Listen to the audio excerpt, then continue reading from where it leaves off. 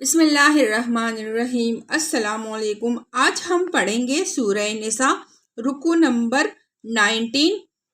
لوگ تم سے عورتوں کے معاملے میں فتویٰ پوچھتے ہیں، کہو اللہ تمہیں ان کے معاملے میں فتویٰ دیتا ہے اور ساتھ ہی وہ احکام بھی یاد دلاتا ہے جو پہلے سے تم کو اس کتاب میں سنائے جا رہے ہیں، یعنی وہ احکام جو ان یتیم لڑکیوں کے متعلق ہیں جن کے حق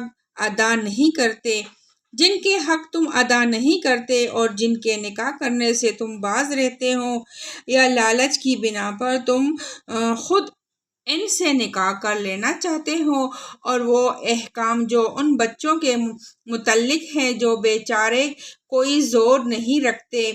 اللہ تمہیں ہدایت کرتا ہے کہ یتیموں کے ساتھ انصاف پر قائم رہو، اور جو بلائی تم کرو گے وہ اللہ کے علم سے چھپی نہ رہ جائے گی۔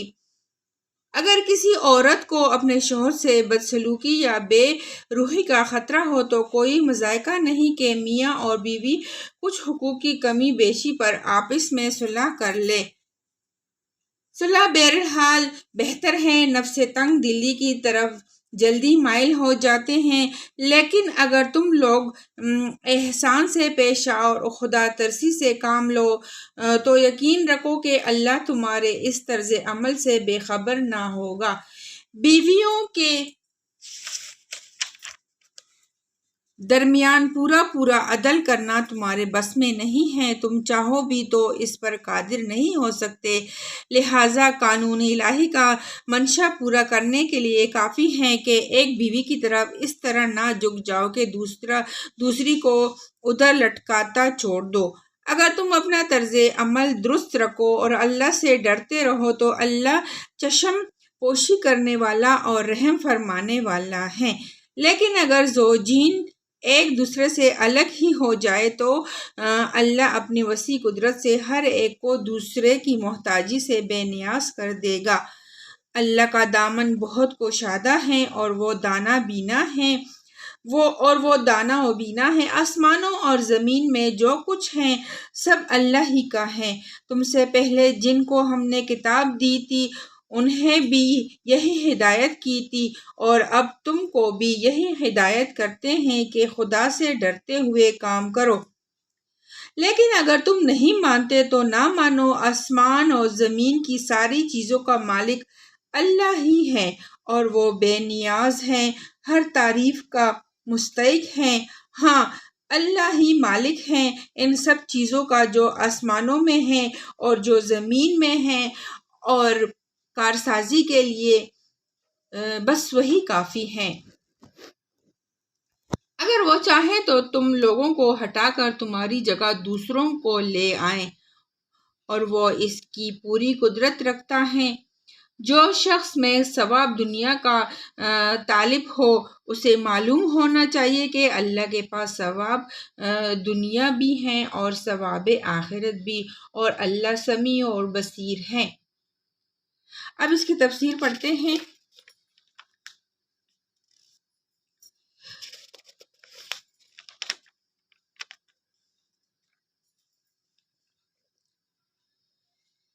یعنی ان کے اوقات میں، ان کی محنتوں اور کوششوں میں، ان کی قوتوں اور قابلیتوں میں، ان کے مال اور ان کی اولاد میں اپنا حصہ لگاؤں گا اور ان کو فریب دے کر ایسا پرچاؤں گا کہ وہ ان ساری چیزوں کا ایک متدبع حصہ میری راہ میں صرف کریں گے۔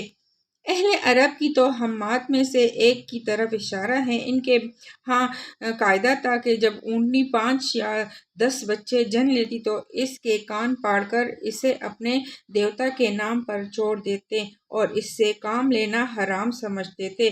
اسی طرح جس اونٹ کے نطفہ سے 10 بچے ہو جاتے اسے بھی دیوتا کے نام پر پن کر دیا جاتا تھا، اور کان چیرنا اس بات کی علامت تھا کہ یہ پن کیا ہوا جانور ہے۔ یہ ہم نے سورہ نساء کی رکوع نمبر 18 کا تفسیر ہم نے پڑھا ہے، یہ 19 کی ہے۔ یہ تصریح نہیں فرمائی گئی کہ وہ کیا فتویٰ پوچھتے تھے، لیکن جس میں جو فتویٰ دیا گیا ہے اس سے سوال کی نوعیت سمجھ میں آ جاتی ہے۔ ترغبون ان تنکحوا کا مطلب یہ بھی ہو سکتا ہے کہ تم ان سے نکاح کرنے کی رغبت رکھتے ہو، اور یہ بھی ہو سکتا ہے کہ تم ان سے نکاح کرنا پسند نہیں کرتے۔ یہاں سے لوگوں کے سوال کا جواب شروع ہوتا ہے۔ سوال یہ تھا کہ ایک سے زائد بیویاں ہونے کی صورت میں عدل کا جو حکم دیا گیا ہے اس پر کس طرح عمل کیا جائے، جبکہ ایک بیوی دائم المرض ہے یا طالق نزل و شو کے قابل نہیں رہی، کیا اس صورت میں بھی اس پر لازم ہے کہ دونوں کے ساتھ یکساں رغبت رکھے، یکساں محبت رکھے، جسمانی تعلق میں بھی یکسائی برتے، اور اگر وہ ایسا نہ کرے تو کیا عدل کی شرط کا تقاضا یہ ہے کہ وہ دوسری شادی کرنے کے لیے پہلی بیوی کو چھوڑ دے؟ نیز یہ کہ اگر پہلی بیوی خود جدا نہ ہونا چاہے تو کیا زوجین میں اس قسم کا معاملہ ہو سکتا ہے کہ جو بیوی غیر مرغوب ہو چکی ہے وہ اپنے بعض حقوق سے خود دست بروا ہو کر شوہر کو طلاق سے باز رہنے پر راضی کر لے؟ کیا ایسا کرنا عدل کی شرط کے خلاف تو نہ ہوگا؟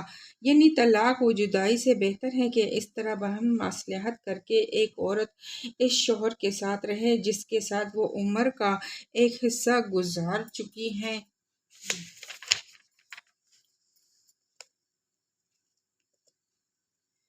اس آیت سے بعض لوگ یہ نتیجہ نکال بیٹھے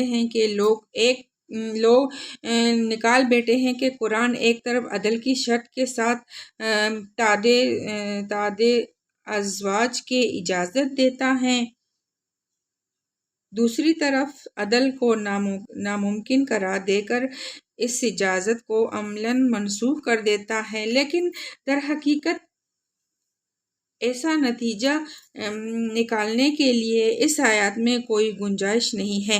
اگر صرف اتنا ہی کہنے پر اکتفا کیا گیا ہوتا کہ تم عورتوں کے درمیان عدل نہیں کر سکتے تو یہ نتیجہ نکالا جا سکتا تھا، مگر اس کے بعد ہی جو یہ فرمایا گیا کہ لہٰذا ایک بیوی کی طرف بالکل نہ جھک پڑو، اس فقرے نے کوئی موقع اس مطلب کے لیے باقی نہیں چھوڑا جو مسیح یورپ کے تنقید کرنے والے حضرات اس سے نکالنا چاہتے ہیں۔